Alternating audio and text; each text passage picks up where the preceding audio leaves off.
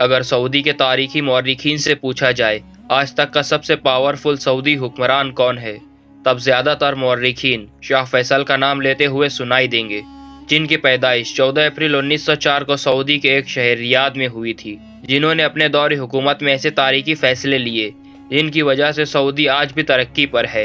सबसे पहले उन्होंने शाही खानदान की फजूल खर्ची पर पूरी तरीके से रोक लगा दी।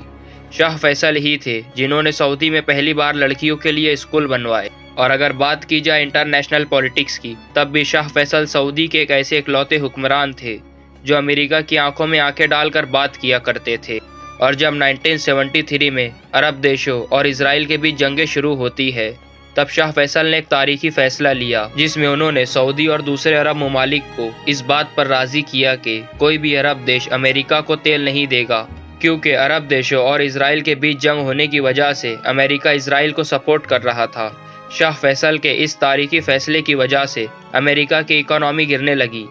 अमेरिका में गैस और पेट्रोल की कीमतें आसमान छूने लगी थी। सारी कंपनियों के कामकाज अटक से गए थे।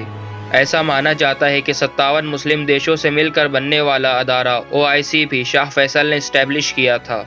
जब शाह फैसल ने अमेरिका को तेल देना बंद कर दिया, तब अमेरिका शाह फैसल को जंगी धमकियां देने लगा। तब शाह फैसल ने तारीखी जुमले कहे। तब शाह फैसल कहते हैं, अगर अमेरिका हम पर पाबंदियां लगाता है तो लगाए। हमारे बाप दादाओं ने अपनी सारी जिंदगी खजूर और पानी पीकर गुजार दी, हम भी यही करेंगे।